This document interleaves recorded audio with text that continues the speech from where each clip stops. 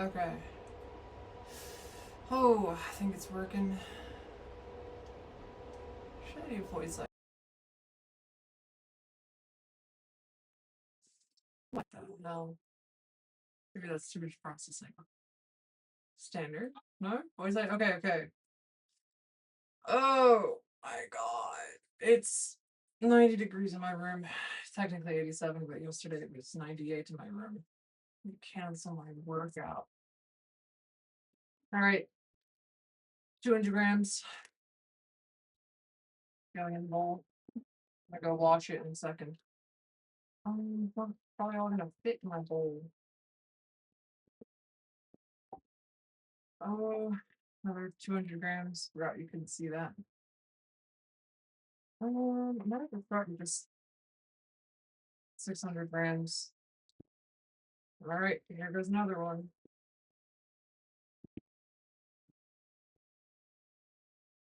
Okay, that's as much as I can get in here at the moment. So let me go wash them and I'll be right back.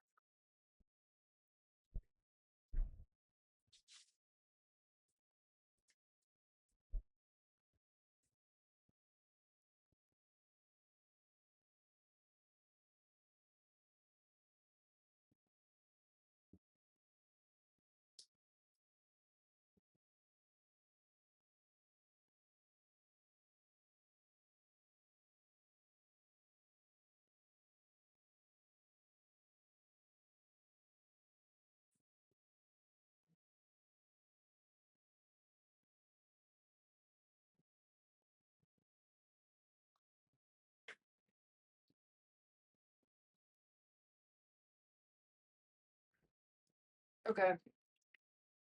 Oh, I've returned. It's so hot. Wasn't that background so interesting and fascinating? Yeah.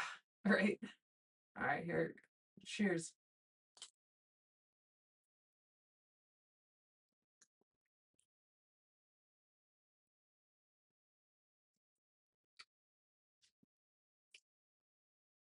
These are probably gonna make me fart a lot. So that's great.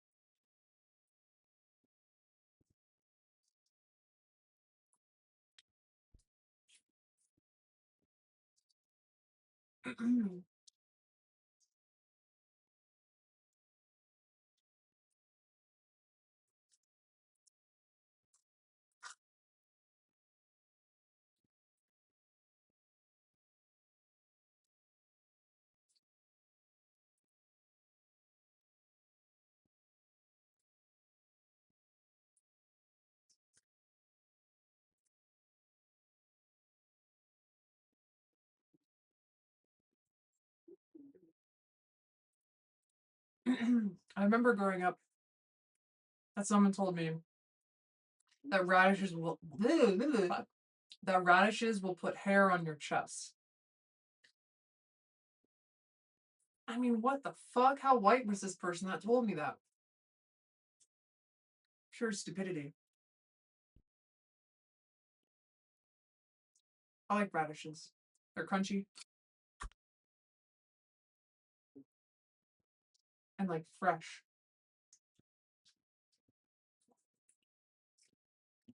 I don't know.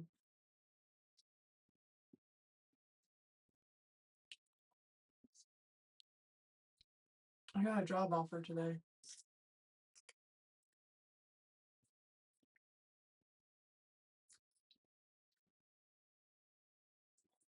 Lead a team. Let's see. I hope there's audio because that would suck if there's no audio and I'm just eating a bag of radishes for no reason. Well,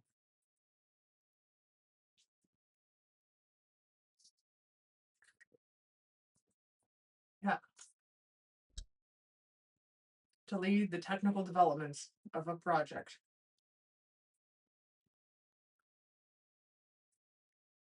Define the technical and architectural requirements for the system. Coordinate and manage multidisciplinary engineering activities. Manage prototype development and validation.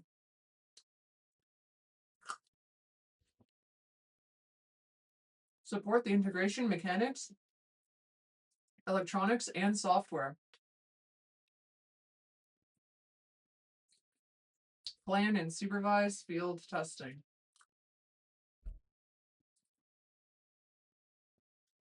See the technical risks and propose solutions. Collaborate with suppliers, research partners, and customers, and drive continuous innovation and product improvements.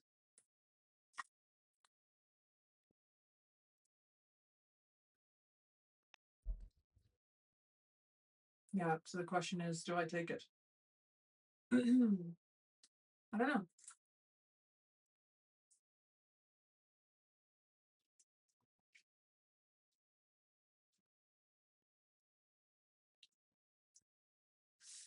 You can still see the line on my forehead from when I was wearing my baseball hat outside. I'm not eating the crusty part on top of this one.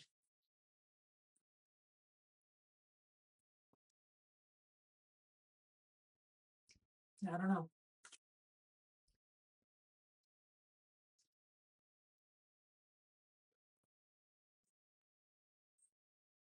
I want a break. That's the thing I know I want right now is just a break.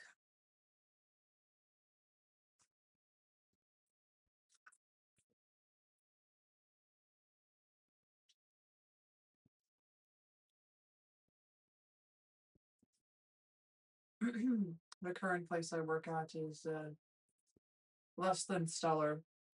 And I just found out that my paycheck was being postponed. All of our paychecks were being postponed because they were waiting on investor money because the company doesn't have any money to pay us anymore.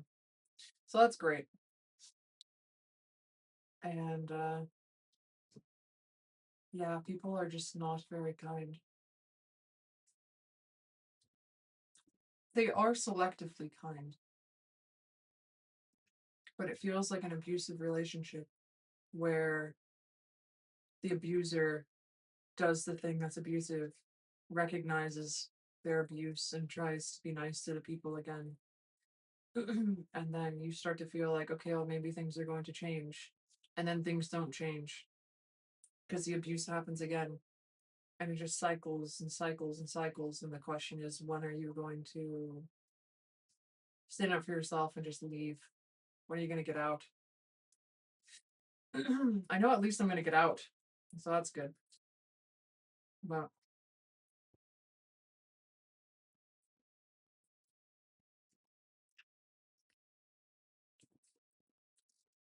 I've never, well, I told this to someone recently. I don't remember who. But outside of growing up in my adult life, before this job, I've only had my CPTSD triggered twice. Once when I was in Houston and I was at this person's house for the holidays, and the interactions that I had with them for the whole week were very controlling. And I felt like I had lost my autonomy once again. And it reminded me of growing up. And so I needed space. So I just took a room for some space. And it wasn't just me and this other person, there was a third person there. I think it was just three people. Might have been more, but this person was like, "Oh, you think that you can make a scene? Well, I can also make a scene." And they went around the house like throwing stuff on the ground and like were making a big fit about it. And I was just like chilling in a room by myself because I knew I needed space to get out of the situation. And then that um, triggered my like CPTSD. Yeah, my mom would do stuff like that. not fun. And I tried to politely take space, but that didn't work. So I ended up being driven home, and I spent the rest of that week by myself.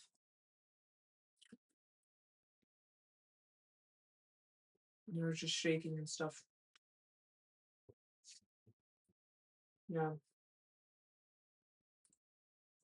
And I was like contemplating not wanting to live anymore because of the state that I was in.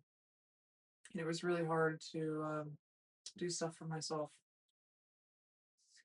And then I can't remember the second time off the top of my head. It might have been something with one of my exes.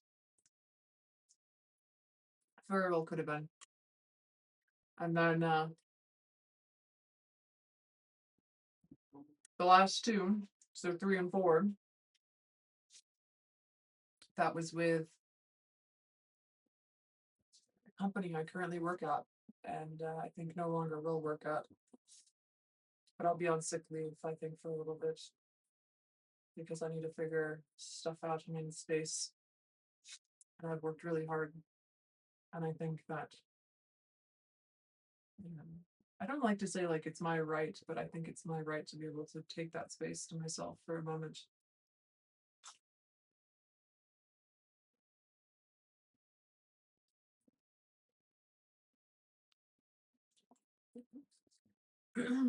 I had doors being slammed, threats being made. It's not a fun environment. Um, Blame shifting. Yeah.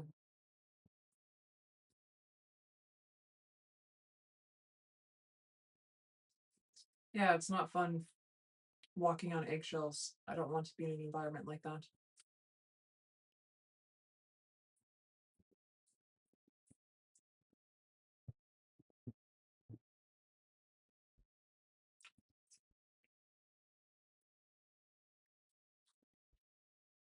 So now I'm here.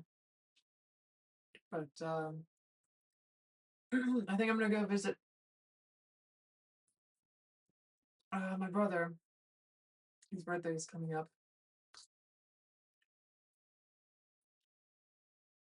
And then I have another friend that's having his 40th birthday. I'd like to attend that birthday party.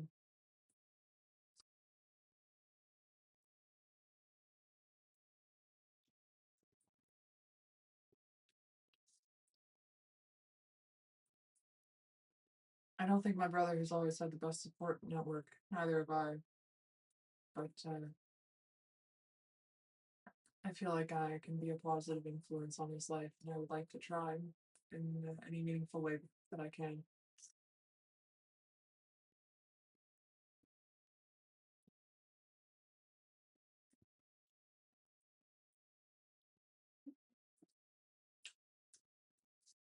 So it looks a little dirty. Rub it on my shirt. Oh, my ears too.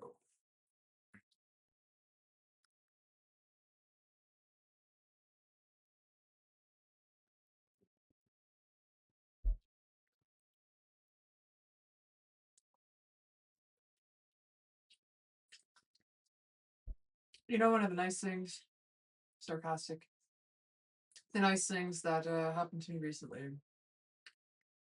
was on a work trip that I had. It was with one of my colleagues, and I was told that most of my other colleagues were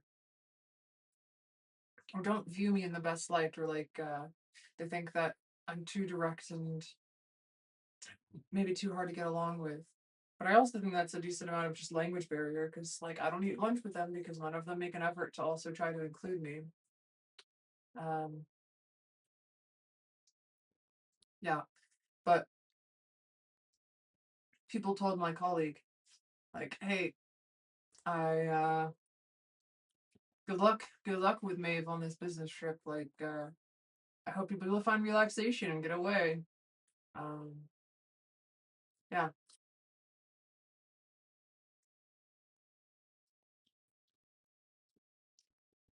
by the end, we had hung out like every evening.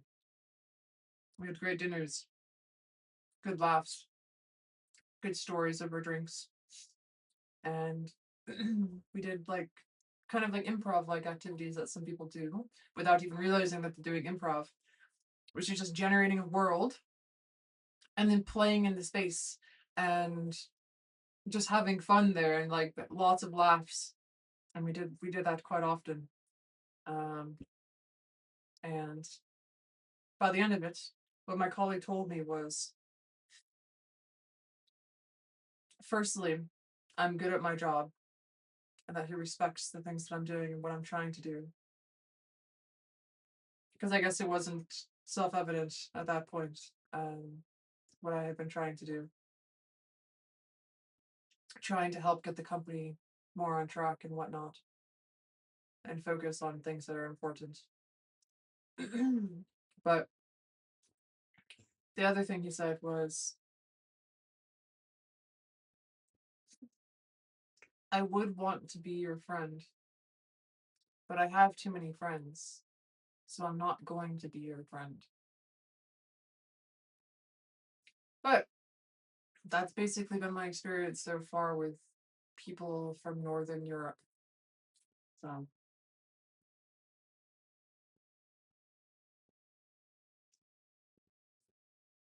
they have their own people, they have limited time, so they're not really interested in making new acquaintances.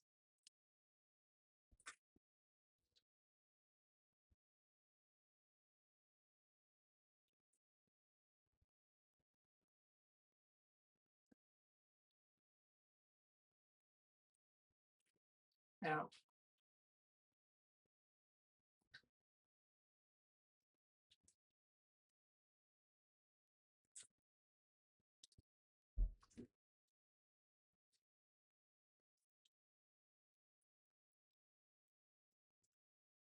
Yeah, I don't know.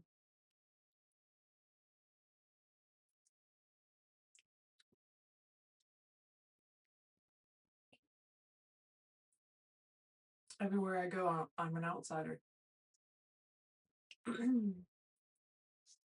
So that's great.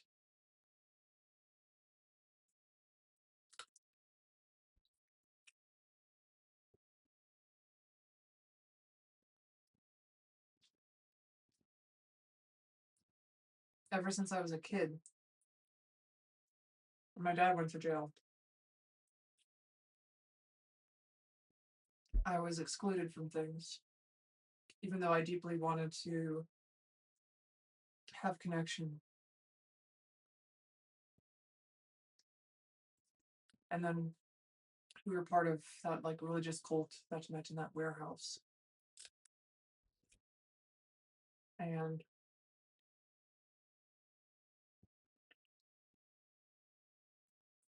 yeah,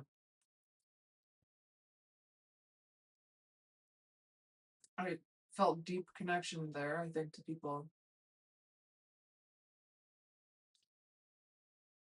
There's also a community connection, unlike I think anything I've experienced so far in my life, with people that are like religious extremists, because they all believe the same thing, approximately, and they all try to support each other and have each other's backs because they have something that they believe in. And nationality isn't a super strong thing anymore. It's getting stronger in the US, but not in the ways that are positive, like more fascist strength. But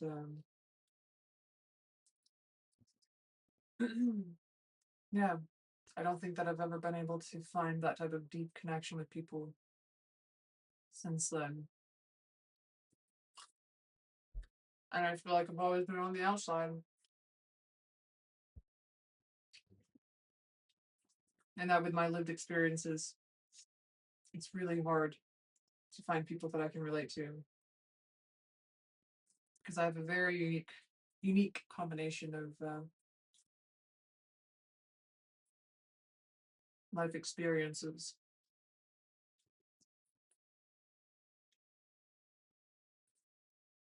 And it's hard to find other people that might come close to having a similar type of experience.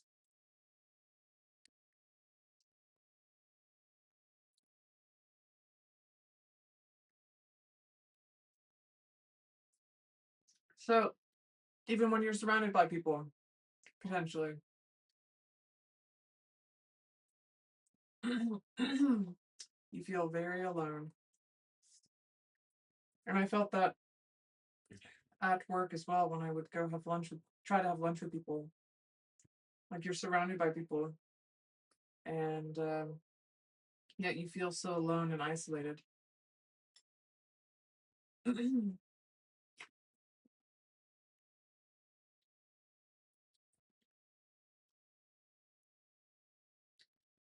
For not being included in things. Yeah.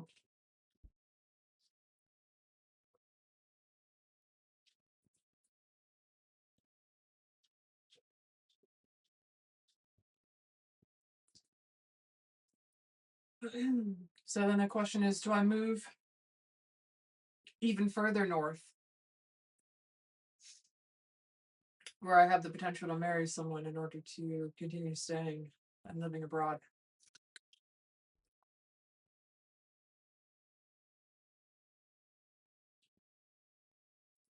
Or do I take this job offer?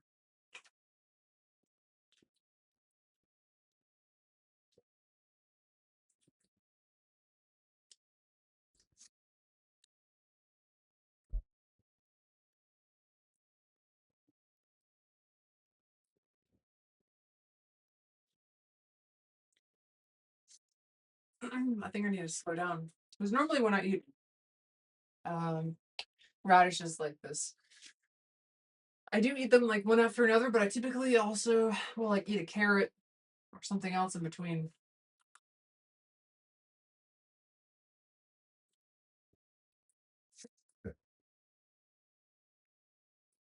So I'm really surprised though that some people don't get like the hiccups and burps and whatever else when and farts whenever you eat these things.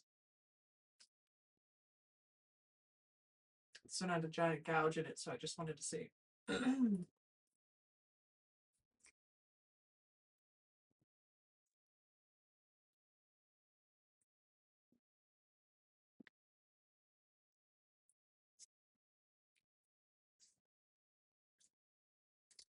Or maybe what I should do in my life is go move in with my brother, make content with him in the content house. He said that we could maybe build a drift car.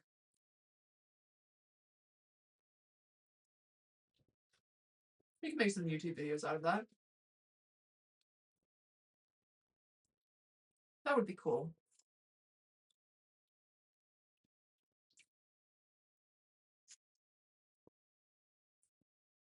And just find a moment to relax and find peace. To try to remember that there is allegedly simple pleasures in life.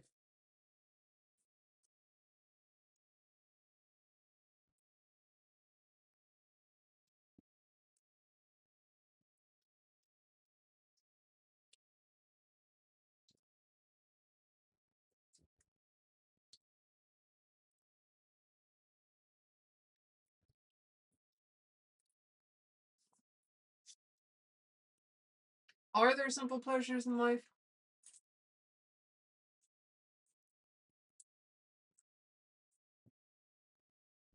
I don't know.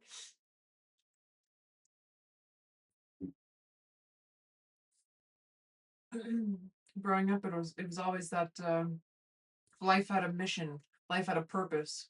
The world was going to end in 2012 or 2016 or whatever the fuck it was.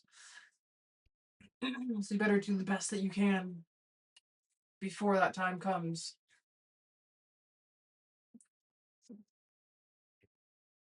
Because everything's going to end soon.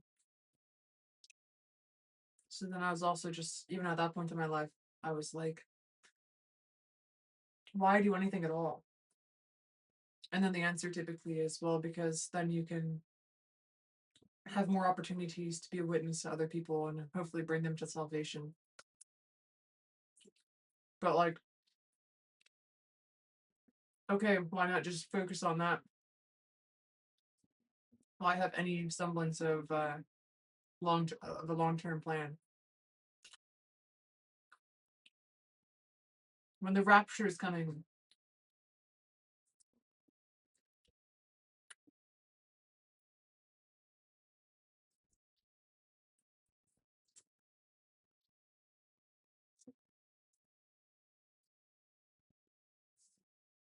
I remember around the time when I was moving back from the Middle East, that my dad told me that they were reading articles from Epoch Times or Epic Times or however you say it.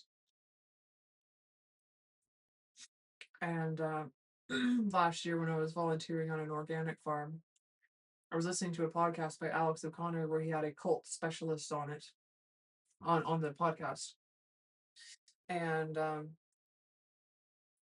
they were running down a list of like what makes a cult, um, yada yada yada, some of the historical ones, and then it got to the like modern ones, and I guess that the people that run the Epoch Times are also a cult.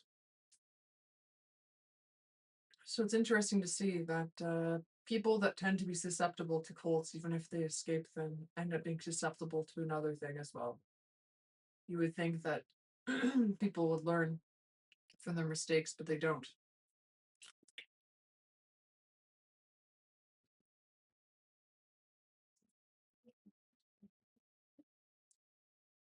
Yeah. But then I also watch the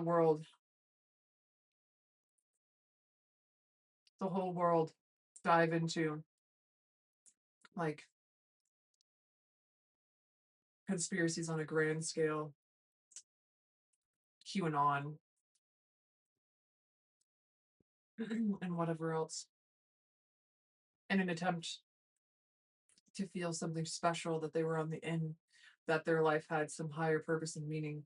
Because ultimately, we're at the end of, not at the end, but we're approaching the end of the benefits of industrial society, and its future has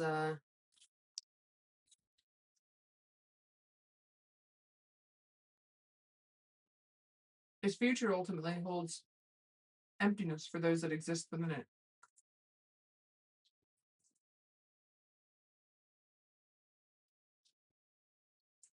Because we're also animals and mammals, and our Maslow hierarchy of needs are often met or exceeded in day-to-day life in a capitalist, post-industrial or industrial world.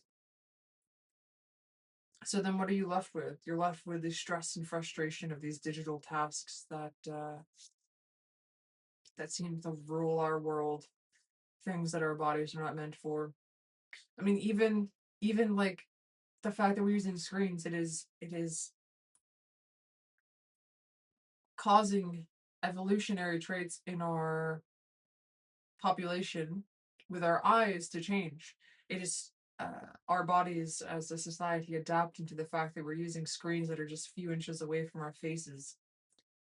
I went to an eye doctor recently because my eyes went from 2015, my left eye is still 2015, a little bit better, I think, as well. And now my right eye is 2020. And she was like, wow, this is really rare. Most people aren't even like 2020 on average. Like 2020 is no longer no longer the average because of the fact that our societies are changing. And she was like 100 years ago, eyesight was much better for and better suited to see things that are far away because we didn't have all these screens in our faces, and yet we are maybe how do you phrase that? We're like handicapping ourselves. So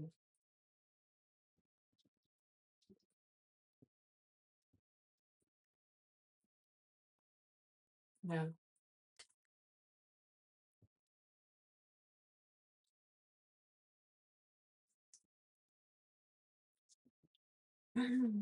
Why handicap yourself? As I was eating that last radish, I had a memory come to mind where in our backyard growing up, we had a lot of produce that we would grow. And my dad and I set up a um, hydroponic system. It was just two pipes, um, maybe like 5 or 6 inches in diameter, so close to like 22 centimeters. And I would just pump water through, and it would just drain down. And every once in a while, we'd have to take a PVC pipe and shove all the roots to break them up because they were growing too thick. Anyway, uh, we also had some square boxes where we had things like radishes, um, but also strawberries. And there's this one day where my dad was like, "Quick, quick, come here, go grab your BB gun. There's a rabbit that's eating all of our produce." And I took out my BB gun and I was just like, "Yeah, I'm only gonna use like a few pumps, like one or two, just to like have it bounce gently off, just to scare it." And I did it, and it flinched, but it didn't move. It just stayed there. And so then, whether it was me or my dad, I was told, or I decided to do this. I decided to pump the BB gun harder, just a little bit harder, and I shot it, and it flinched a little bit more, harder, but it stayed. And then I did it again, but harder, and then probably again and harder, and the rabbit just stayed. And I was just like feeling miserable and tired, like I didn't know what to do, and I was just like, I don't want to shoot this anymore. It's clearly something is like going on. Like maybe it's just really hungry or something. It makes me think of that experiment where the examiner is like, higher voltage, put a higher voltage on this person is making a mistake. And before the experiment was conducted, they were told like if you exceed 400 volts, the patient will die. And often, um, people listen to the examiner, yeah, the examiner, to push higher and higher voltages until it got to like 1,000 volts where this person would have actually died. And I did that to this rabbit. I just shot it harder and harder and harder. And eventually, my dad and I went over to the box just to see if we could scare it. And and the rabbit ran off.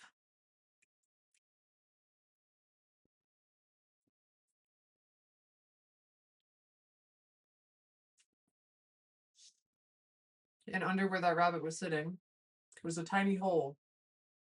I was under one of the strawberry plants.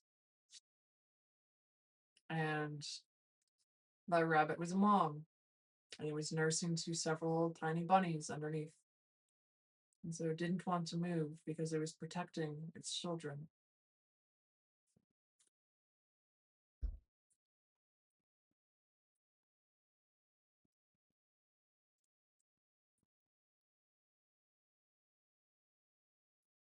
But yeah, that was hard on me. I don't know why I had that memory come up just now, but I did.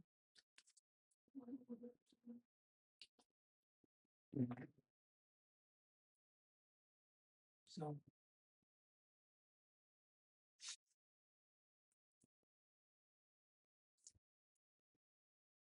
anyway,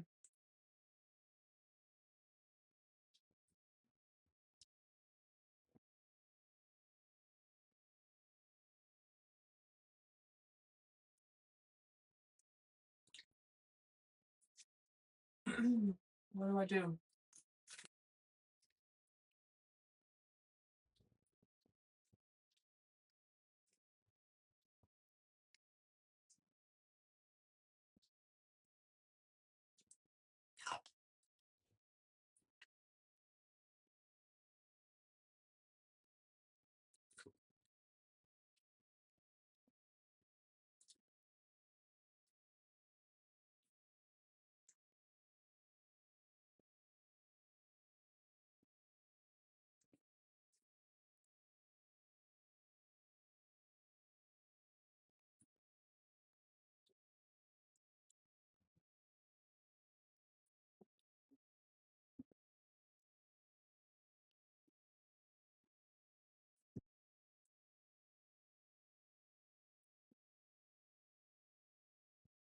This one also looks quite dirty.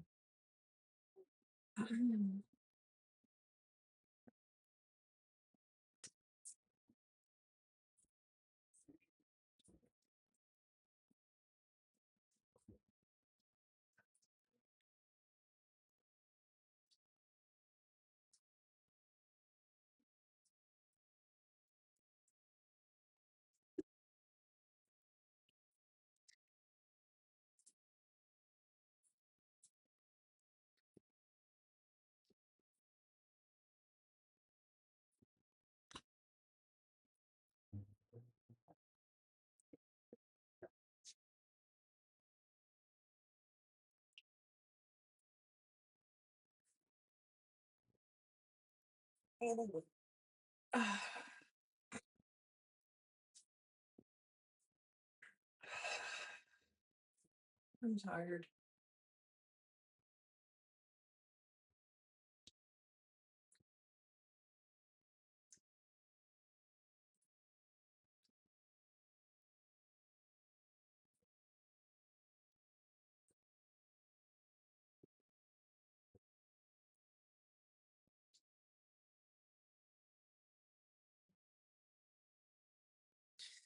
I'm thinking at the moment that if my parents see this video, maybe they'll see that, like, oh, I totally need help or something.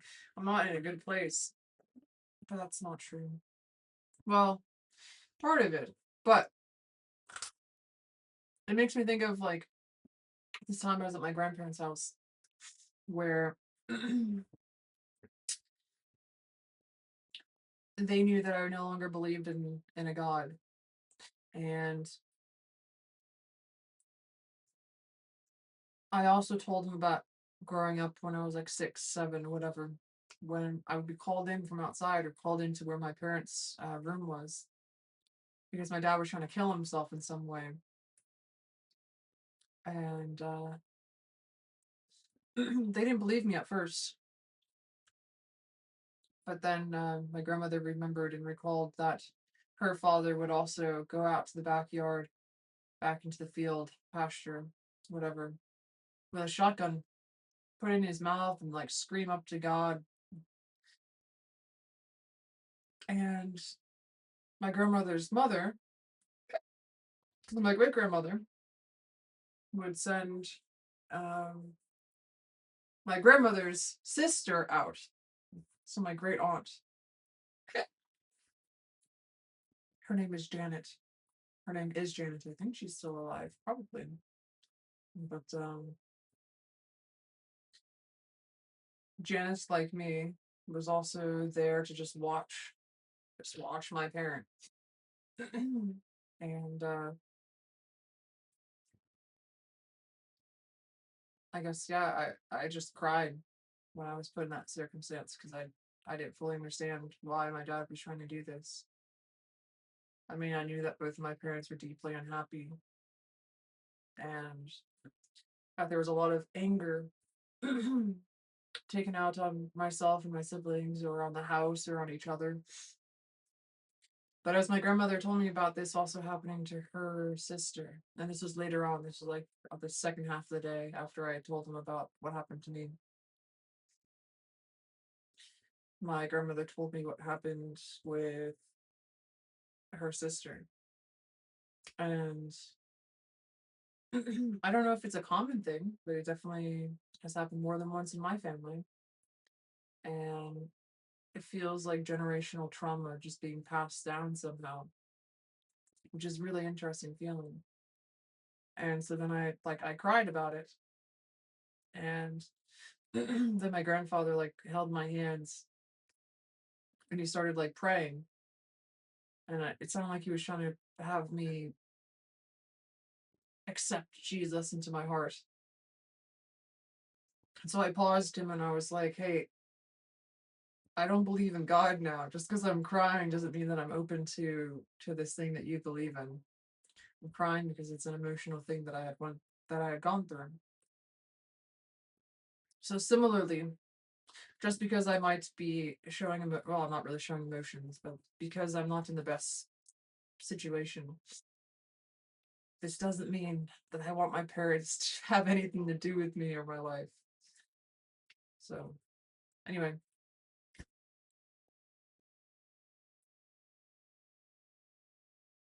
I need to go clean this bag of radishes and then I'll finish it. This is the final bag of 200 grams. So then I'm at 800 grams, which is approximately 2 pounds of radishes.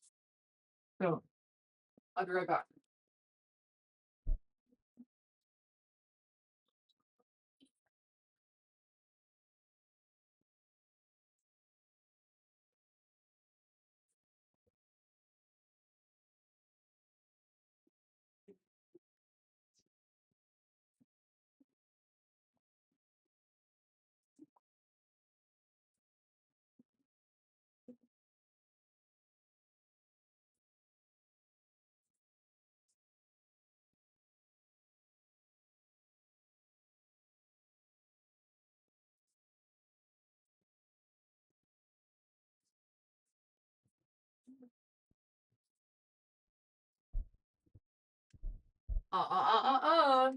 No skipping. You're not allowed to skip. Go back. Do it again. Okay.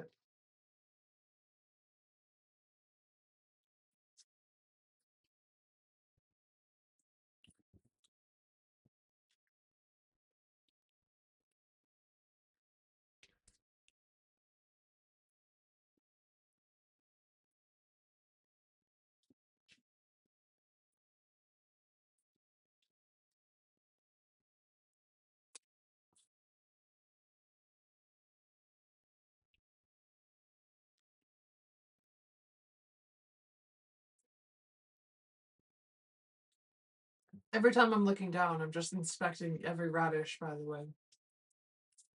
Even if it's not in your line of sight.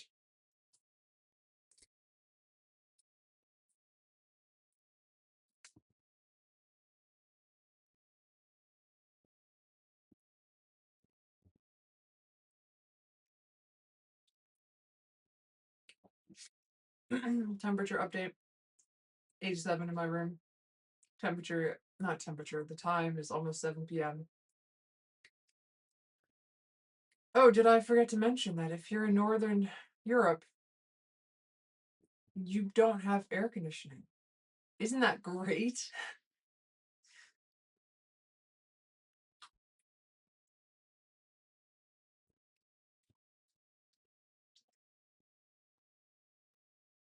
Ah, there was sand on that one or dirt.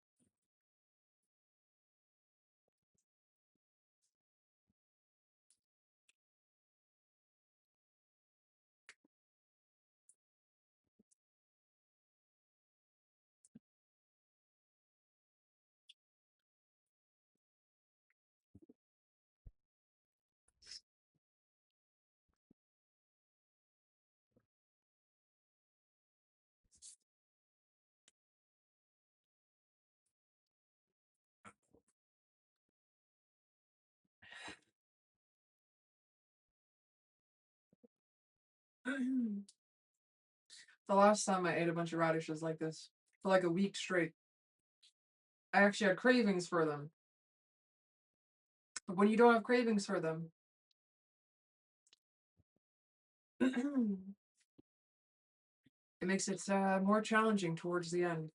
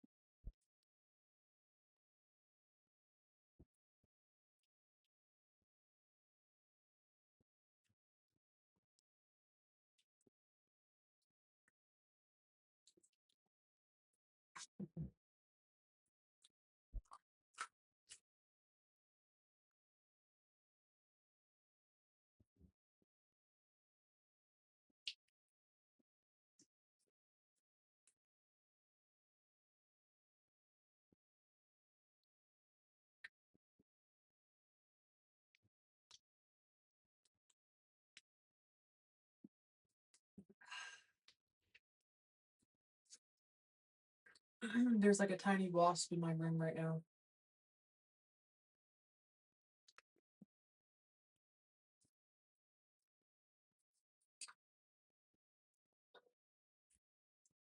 I wonder if I'll have any other stories to tell for story time.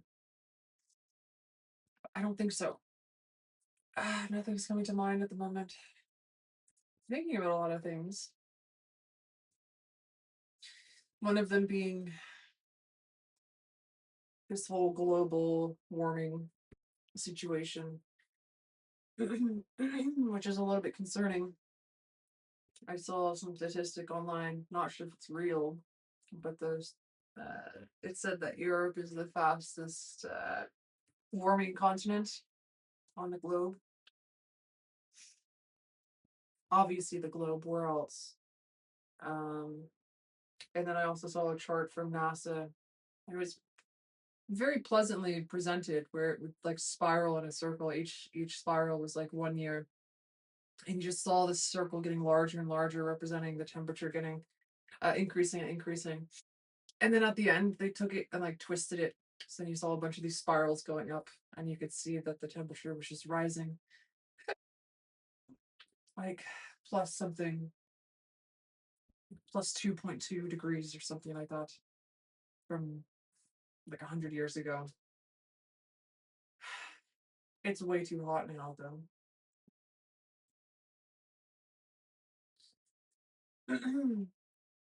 It's concerning.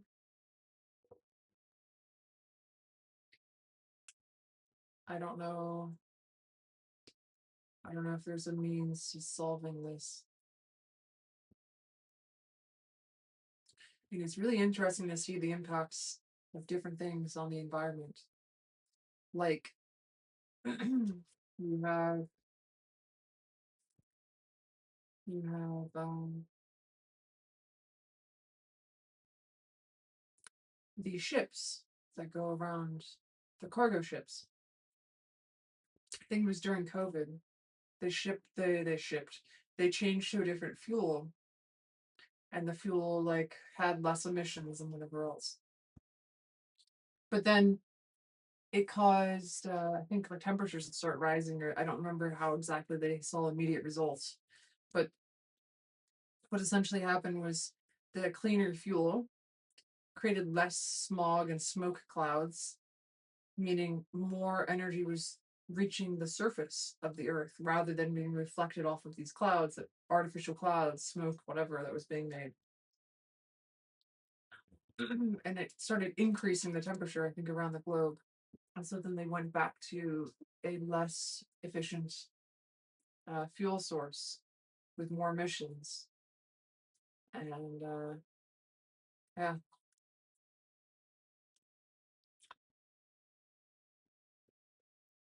sometimes polluting is the way.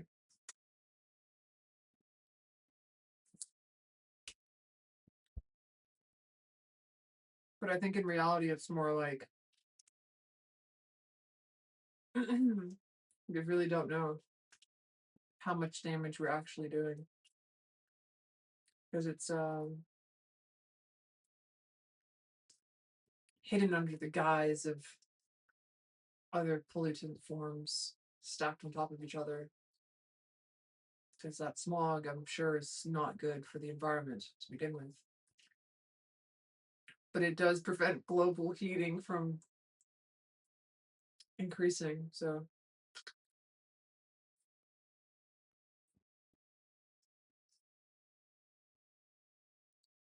definitely interesting.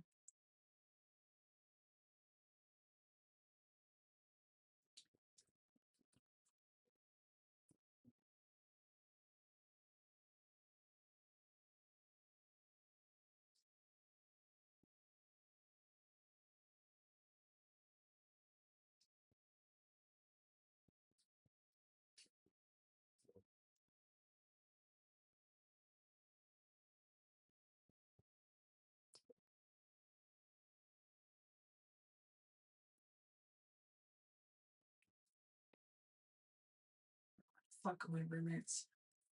Well, one of them.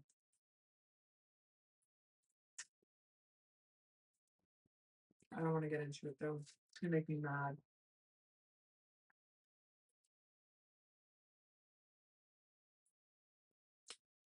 I do have voice isolation on, but I'm not sure. I'm not sure if it did a good job of blocking that sound.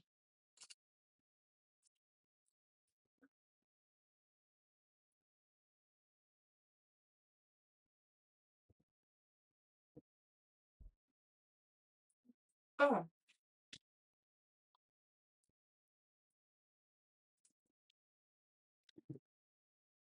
Well, that was disgusting.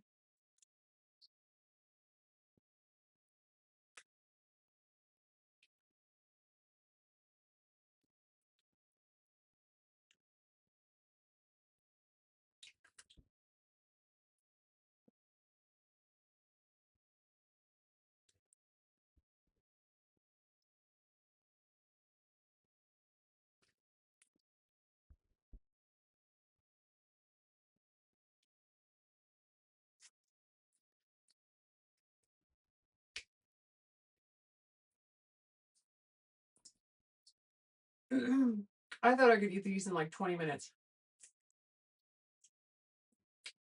Looks like I was wrong.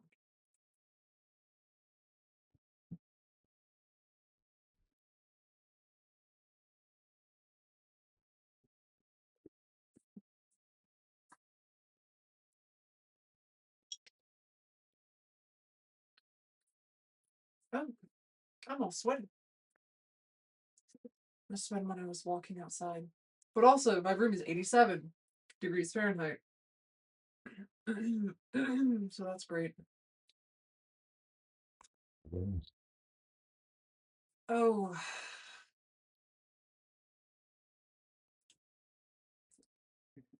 Okay.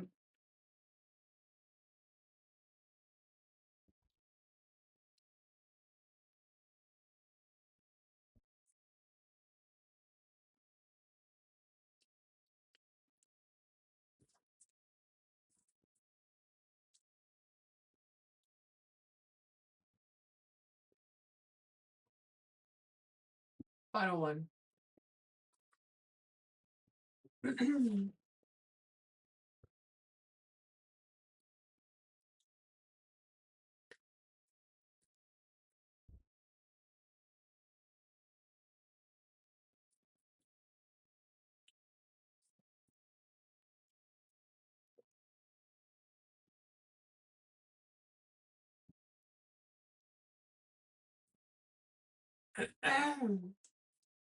All right.